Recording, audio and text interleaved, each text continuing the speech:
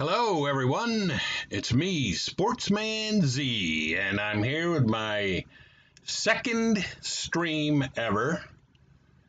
And today we are going to talk a little bit about mainly baseball's off season. So I guess I will get started with talking about some of the deals that I know about that we have done. The White Sox. The White Sox, I think, have been the busiest team so far in the offseason. They have gone out and signed Lance Lynn, or traded. Actually, they traded for Lance Lynn. They traded Dane Dunning, which I was a little sad to see them part with Dane Dunning because he's a good up-and-coming young starting pitcher, but we needed to go get somebody that's established, that's reliable, that has been good the last few years, and that is Lance Lynn. And Lance Lynn has actually had a very good career as well. He wasn't good just the last 2 or 3 years. In fact, his worst years were when he came off Tommy John surgery, like the year or two after he came off Tommy John surgery. So that's kind of understandable. Sports Time Machine has joined us. Nice to see. The White Sox also went out and got Adam Eaton, who they have had before. And this is a recurring theme with the White Sox because they went out, they got Adam Eaton, and they went out and got Todd Frazier, who they also had before, and who I don't think we really need, but I don't know why they went out and got him. And then they also, of course, re-signed a manager that they had in the 80s, and that was Tony La Russa. So the White Sox have been busy because, as I mentioned, they went out and got Todd Frazier as well as Eaton, as well as Lance Lynn. And they have also added Len Casper from across town, the Crosstown Cubs. He was their TV, and he was he was up in the booth with Jim Deshaies, I think, for the Cubs as one of their TV announcers.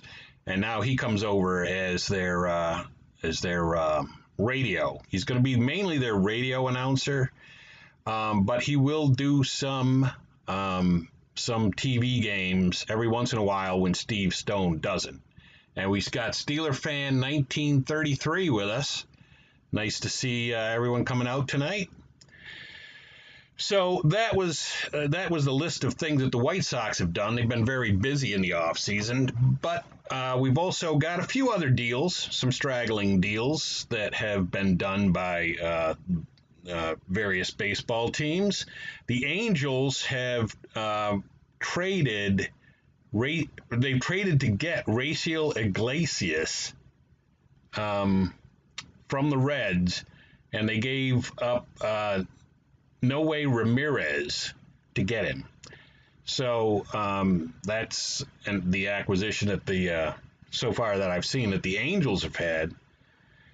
And the Royals have signed Carlos Santana away from the Indians, and they're giving him a 2-year, $17 million contract.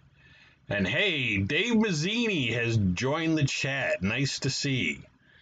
So the Royals, I'm not really sure why the Royals went out and got Carlos Santana. I mean, that's going to make them more competitive, but are they really there? Are they really at the point where getting Carlos Santana was going to put them over the top?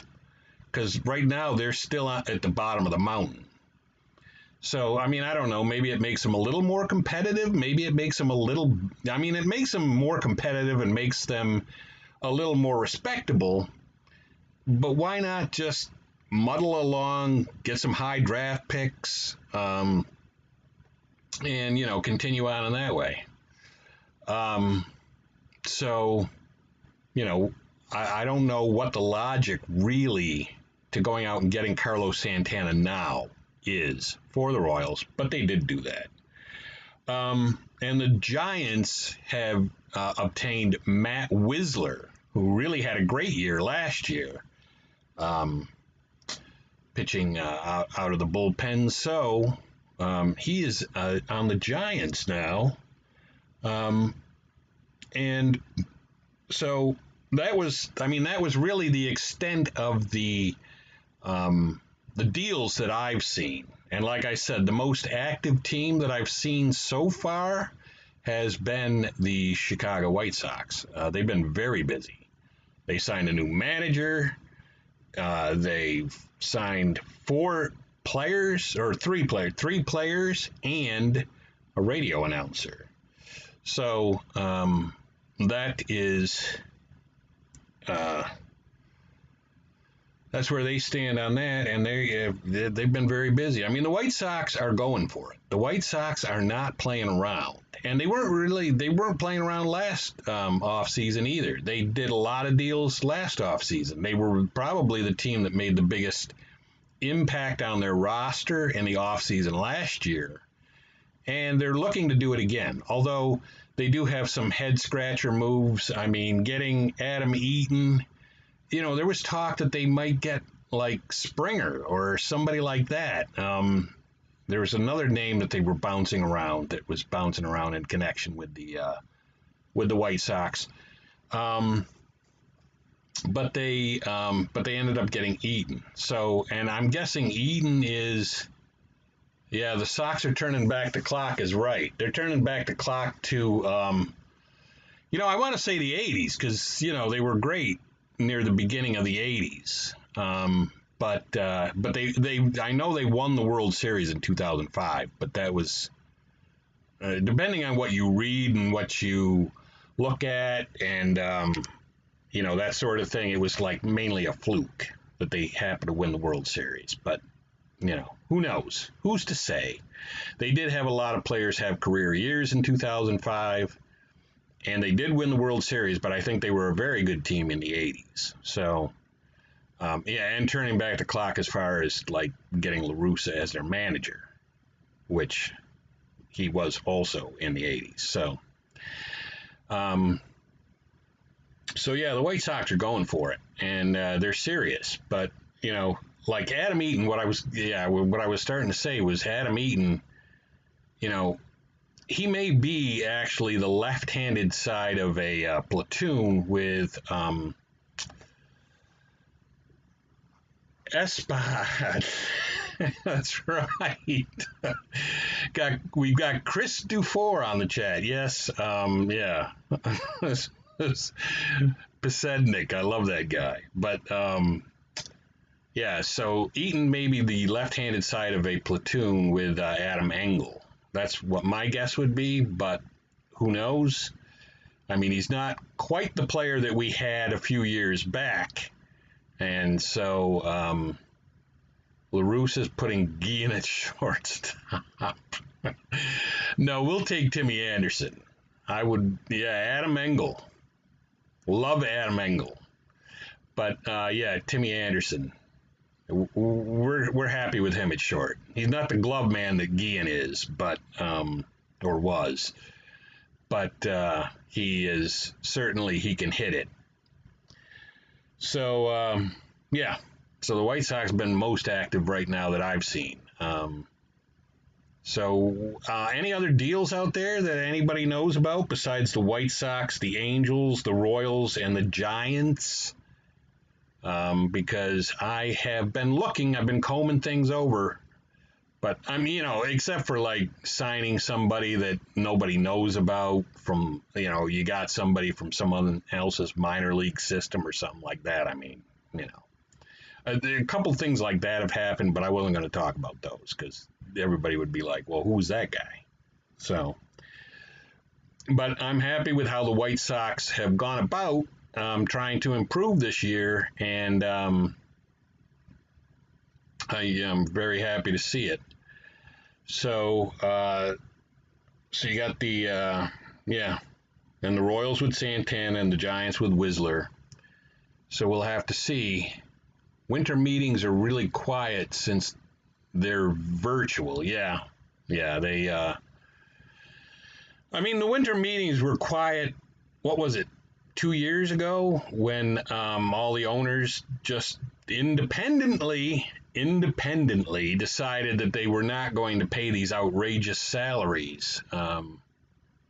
The Mets are close on. Yes, that's a good point. I forgot about that. The Mets are close on McCann, although he seems to be holding out and talking to other teams and stringing the teams along. I don't know what the deal is, but yes, that is true. Everything I've heard says that the Mets are the favored landing spot for James McCann, but who knows? There's probably some reason why everybody is convinced he's going to sign and he hasn't signed. So, and maybe that's money, maybe it's years. I don't know. But I guess we'll have to see, right? So yeah, and now another thing I also wanted to mention about the baseball's off season was that apparently they have decided that they are going to go back to the pitcher hitting in the National League, or at least in the National League.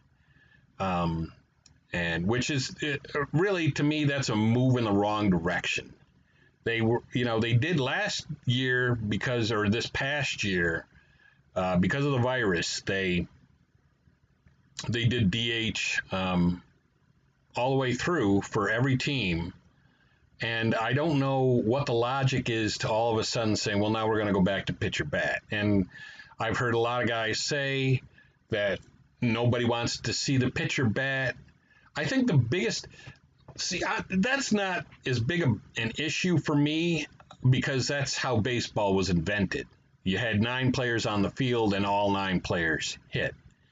The bigger issue, I think, is that the pitcher can get injured trying to hit. And you saw that a few years ago, even with Scherzer, when he tried to bunt and he bunted the ball right up into his eye. So Jeremy Brooks is joined the chat. Nice to see. So yeah, welcome to the Friday night discussion on baseball's off season and whatever else we want to talk about in sports. But yeah, nobody wants to see the pitcher hit, I don't think. But more importantly, they can get hurt bunting, trying to hit. They can pull a muscle trying to swing in the batter's box. They can hit the bag wrong like Harper did a few years ago, even though he's not a pitcher. But, I mean, the point is it can happen to anybody. And and the pitchers can get hurt sliding into bases. And with all the money that these pitchers make, do you really want to see them getting hurt doing something other than pitching? Nobody really wants to see that. So I'm surprised that the NL is going to stick with the pitcher hitting in this coming season. And we'll have to see what the season looks like, too, because last year, if you remember, it was all the central teams played the central teams, the east teams played the east teams, and it was like across, leagues. It was the American League East playing the National League East in one bubble, the American League Central playing the National League Central in another bubble, and then the American League West playing the National League West in the third bubble. I assume they're not going to do that partially because of the fact that they've indicated they're going back to the pitcher hitting for the National League. So if you're going to do that, it would stand to reason that you're not going to set up those bubbles like they did last year. But it worked well. There weren't a lot of players coming down with the virus, not excessively so anyway.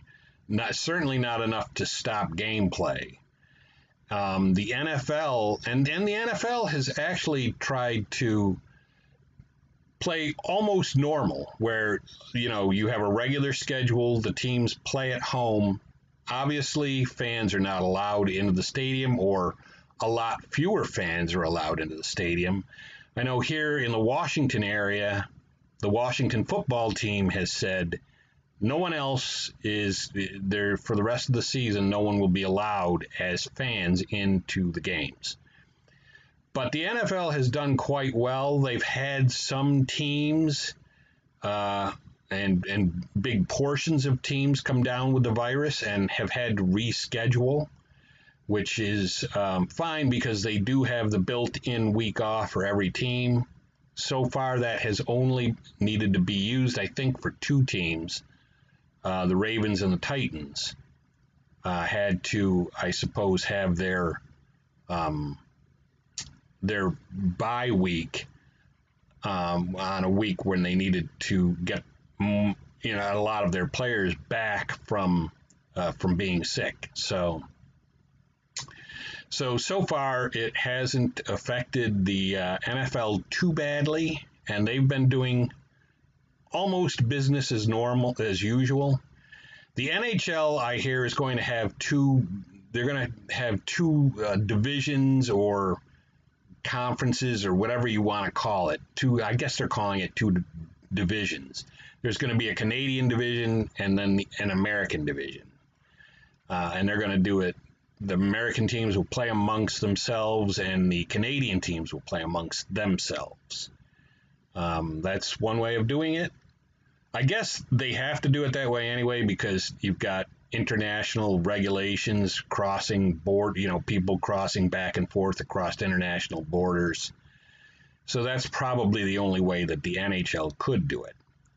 So we're going to have to see how baseball, how regular, how normal, I guess, is what I want to say.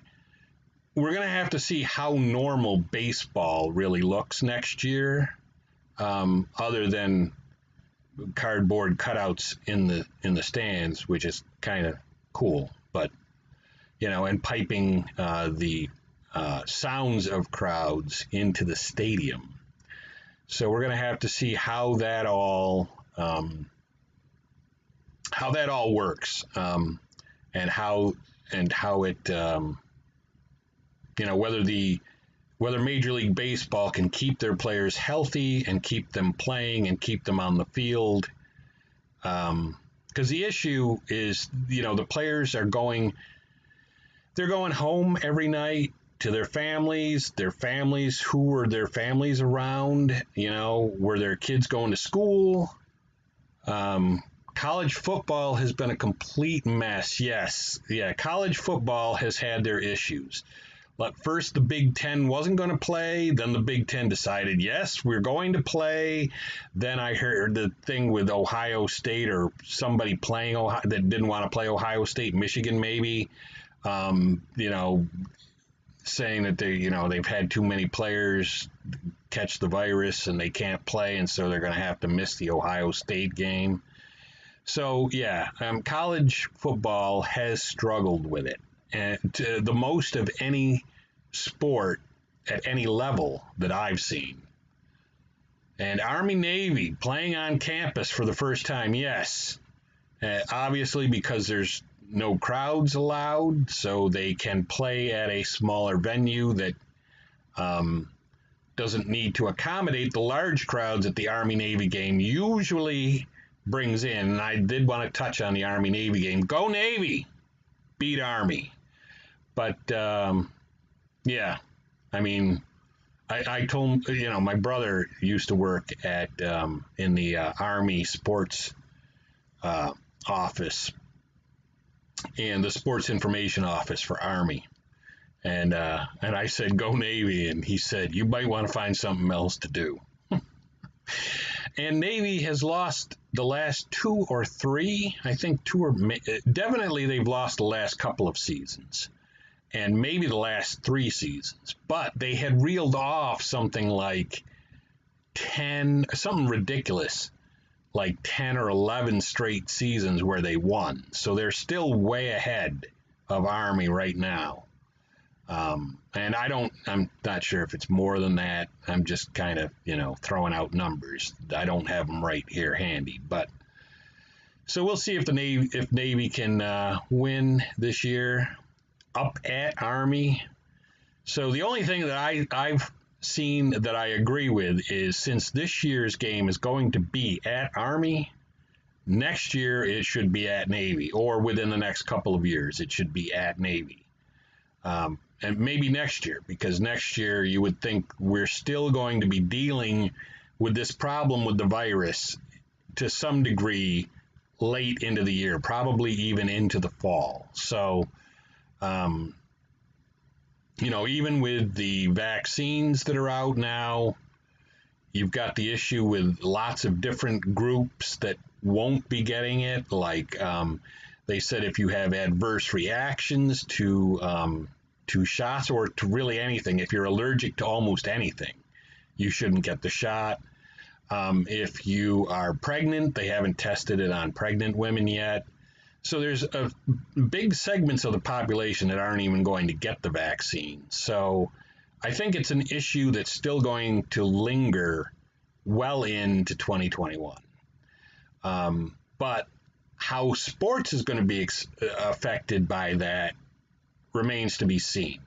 We will have to see if sports continue.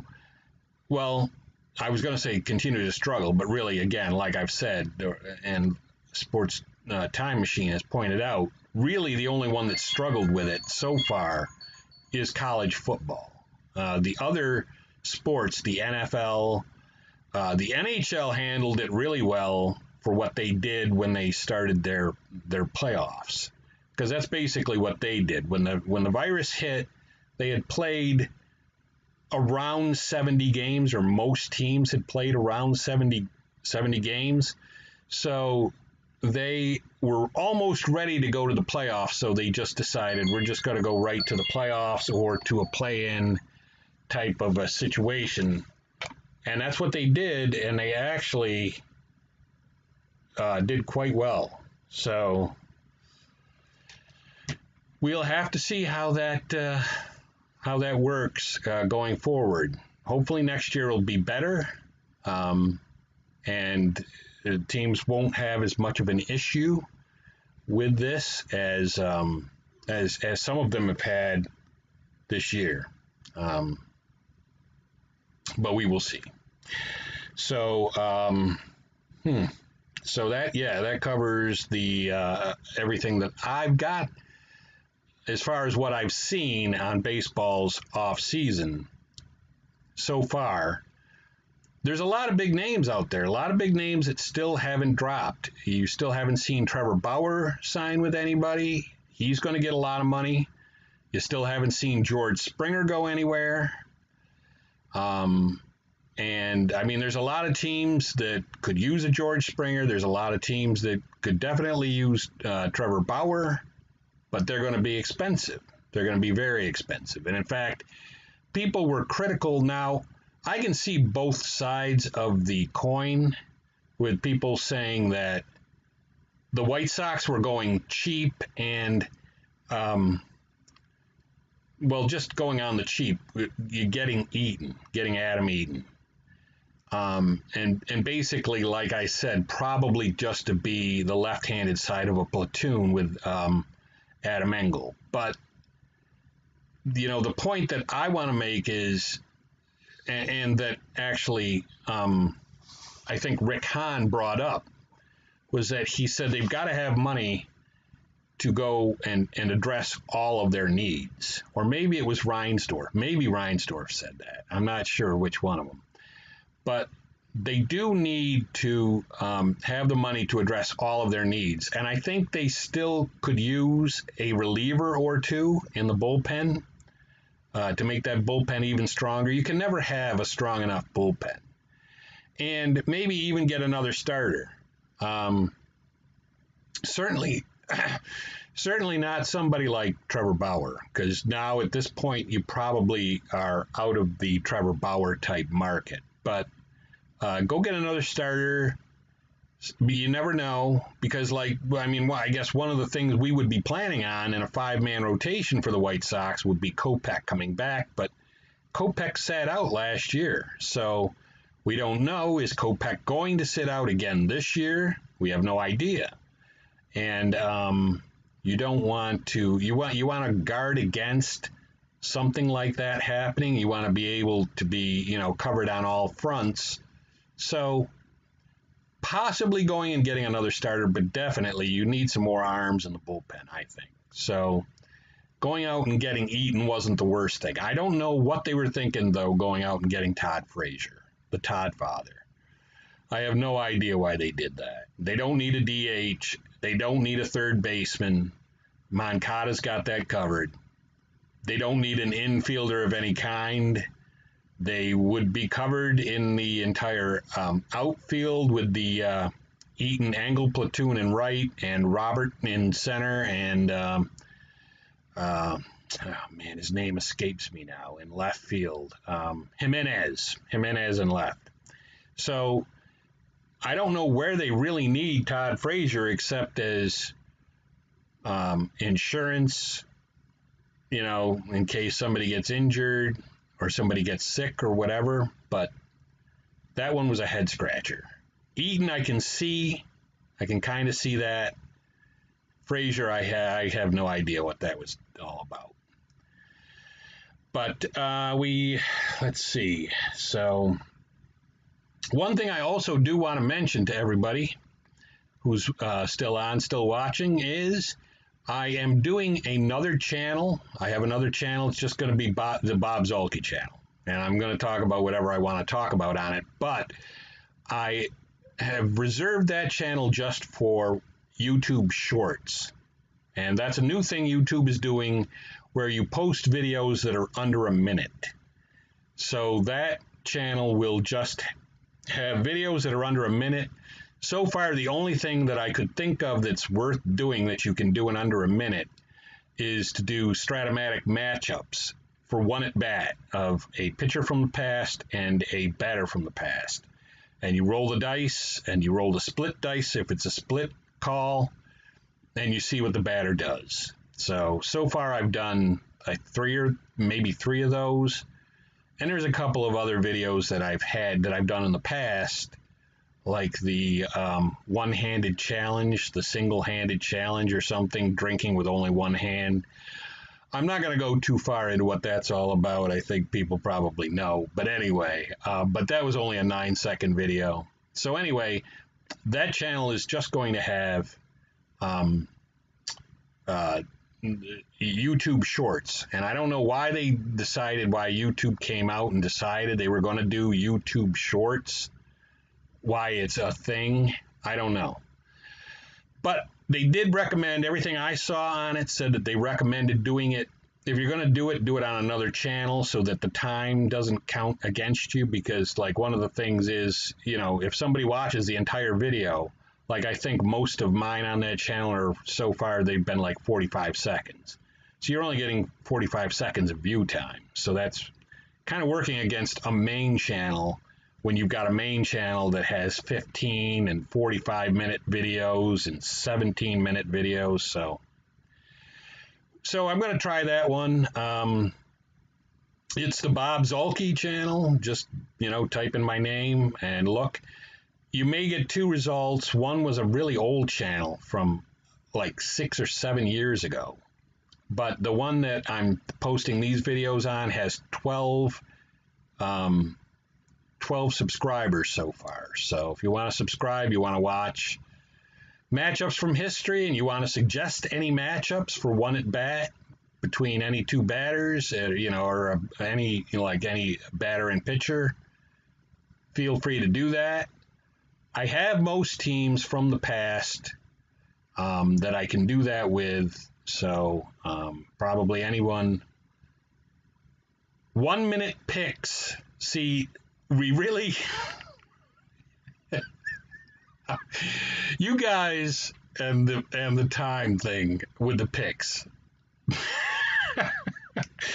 I can't even do the picks in 16 minutes. So yeah, fastest minute in sports. It would have to be. But that, in fact, Dave, I think you're already subscribed to that channel. But anyway, that's a lot of Bob Zuhlke though. And everybody that's watching probably doesn't want that much Bob Zuhlke, except for maybe Chris Dufour and possibly Dave Mazzini. But, the others, you're like, no, that's too much Bob Zuhlke in my life. So, but anyway, I'm just throwing that out there, letting everybody know it's out there for you if you want to do it. I am right now at 900. The main channel is at 968 subscribers, I believe. So that's not too bad. We're, 32 away, so 32 subscribers away. Yes, definitely you. Yes. So we're doing well. We just got to keep working towards it. Um, yeah, you'll definitely, Dave. You will definitely be the first guest on the 1 minute picks. Um, I don't know how that would go. Just quickly tell me who you're going to pick. We'll just run down the list. Because you would have to say, like, I'm going Tampa Bay, the Rams, New England, the Bears. You couldn't even say who the other team is playing. Southside Striders checking in. Yeah, there we go. So and you might have missed it, but I've been talking extensively about the deals that the White Sox have made so far this off season. And like I said, a couple of head scratchers. Not so much with Eaton, but more so with Todd Frazier. Don't know what's going on with them getting Todd Frazier, but maybe they're just yearning for yearning for yesteryear when they had. They're trying to get the band back together. So yeah, it's quick math by me. Yeah. So there you go. I've got the YouTube Shorts channel on my Bob Zalke channel with the new thing with Shorts. We'll see where that goes. I don't really know what the whole concept or the idea behind it was. I also do want to mention that YouTube has started a new thing where they can put commercials on advertisements. They can put advertisements on videos of channels that are not yet ready to be monetized, and then they just take 100% of the proceeds from those advertisements and from the watch time that results with the advertisements being put on those channels. So if you see an advertisement on any of my videos, certainly until I get to 1,000 subscribers, please realize that is not me. I did not put that on there, and I'm not getting a penny from it.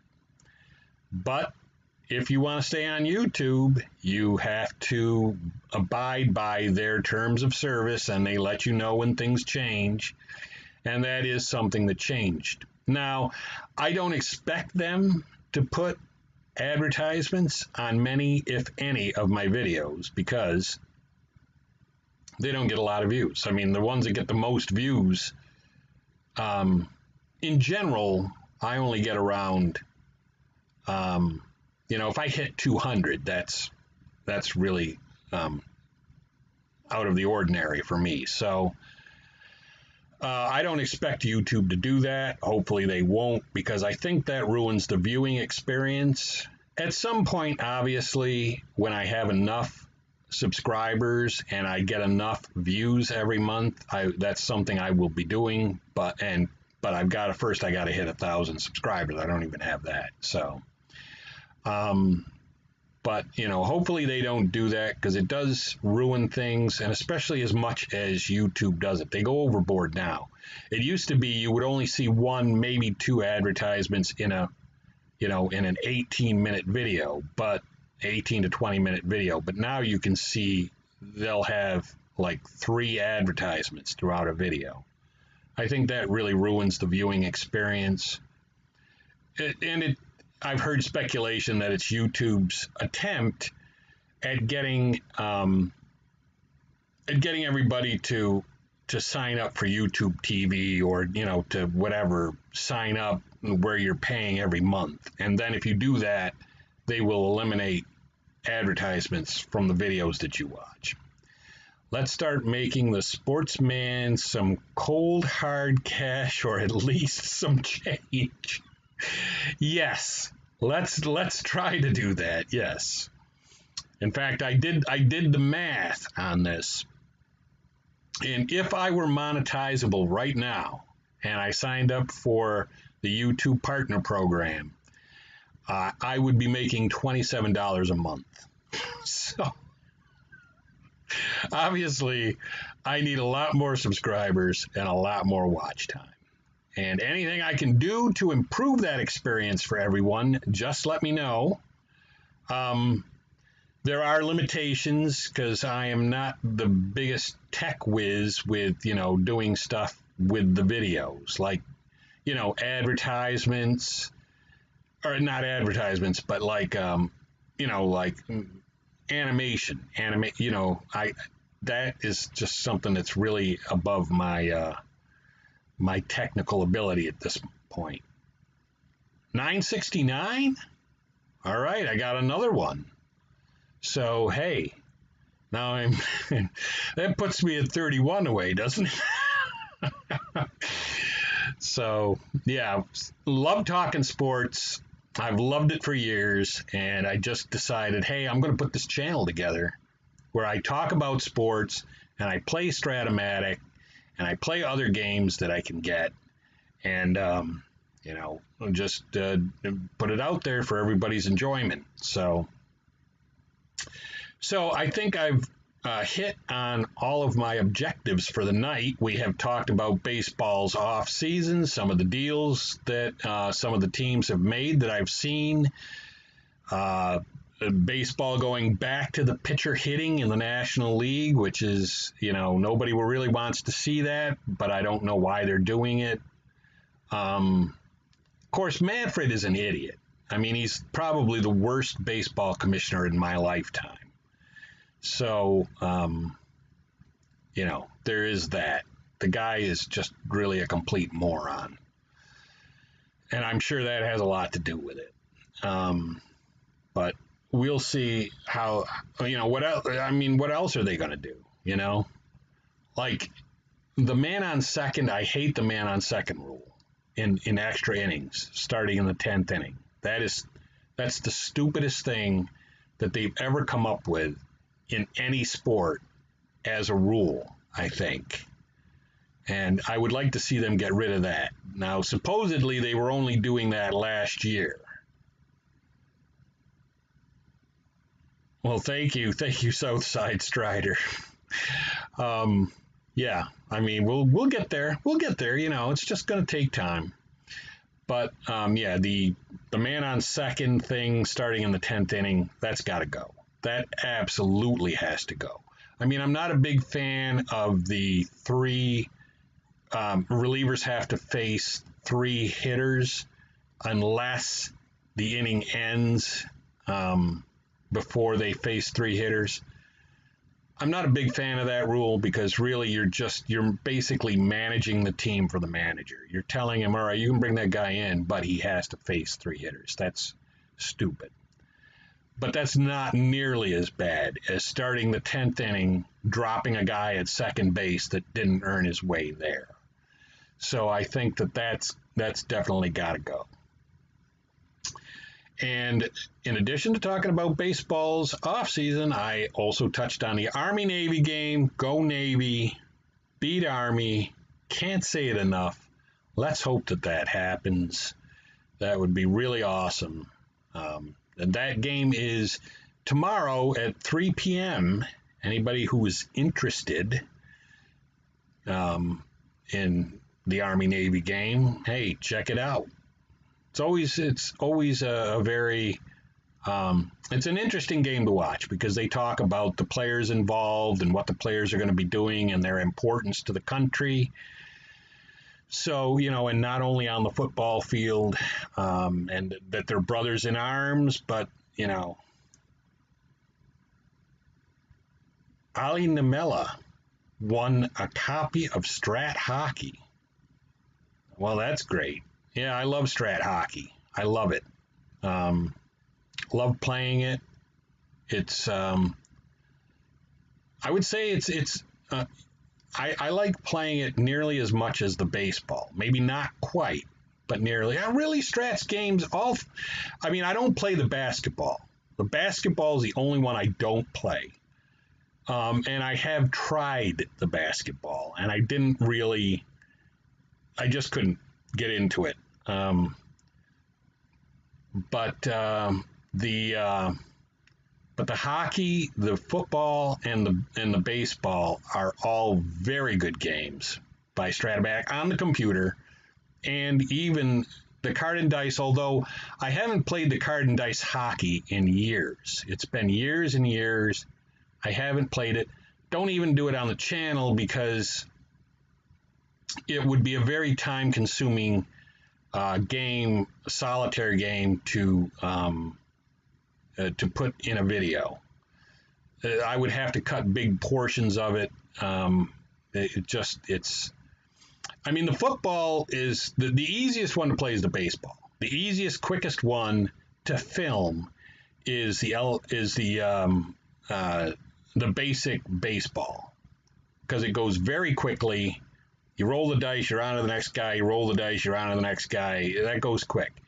The football is probably the next slowest because you have to move the marker, you got to move the time, you got to do all that in between plays. And the hockey, from what I remember, would be a nightmare to try to televise because you've got to change the lines every so often. And the realism, I think, is better for the hockey. The realism is better in the computer game because the lines change a lot quicker. You know, almost like they do in real life. The lines are constantly turning over. But from what I remember of the card and dice version, you play a period, you're only generally going to change lines maybe like you're only going to get each line out there once. The first line will go out.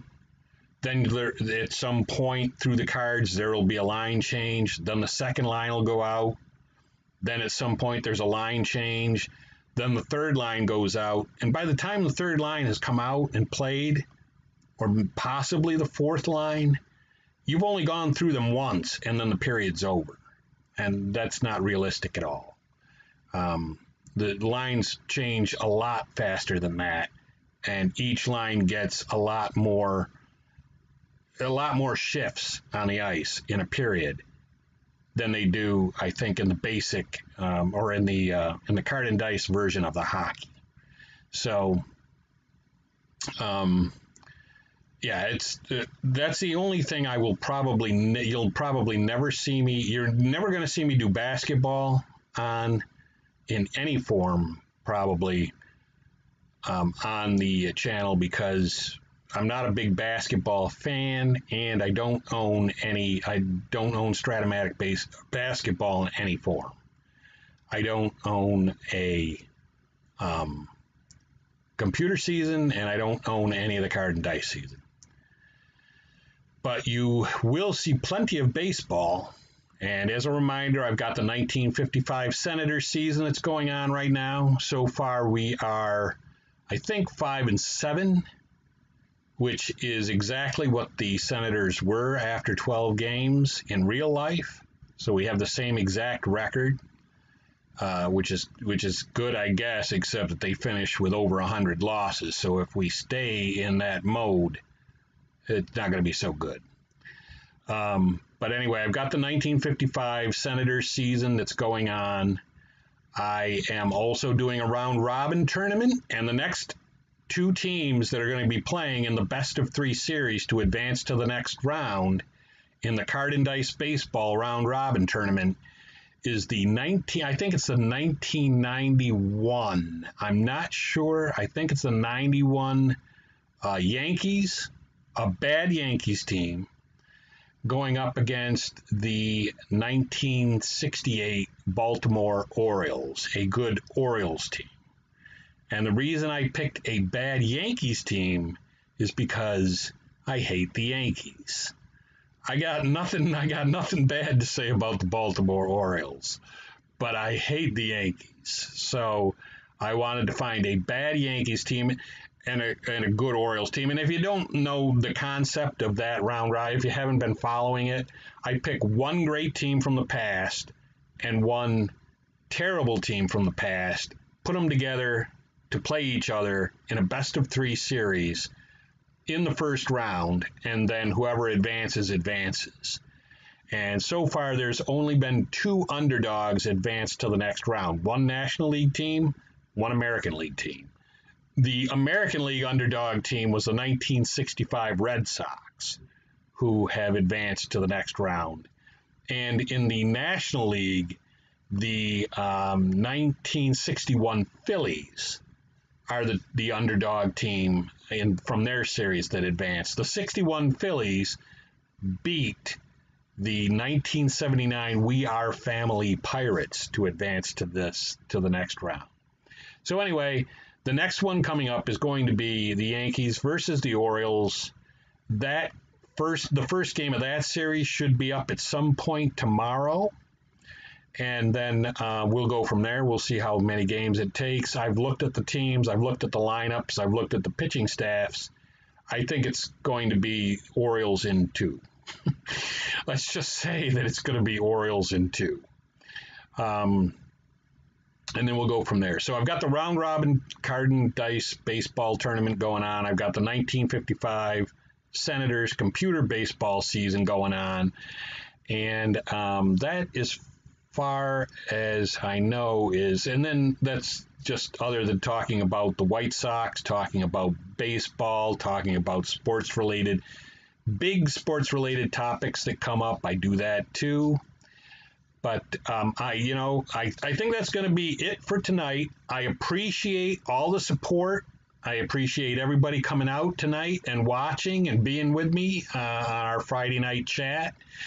And the video will be up, I guess, at some point. And then, I'll get into the games that I'm doing. But anyway, really appreciate everybody that watches the channel and supports the channel.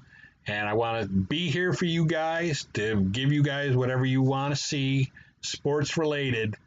But for right now, that's going to be it for me.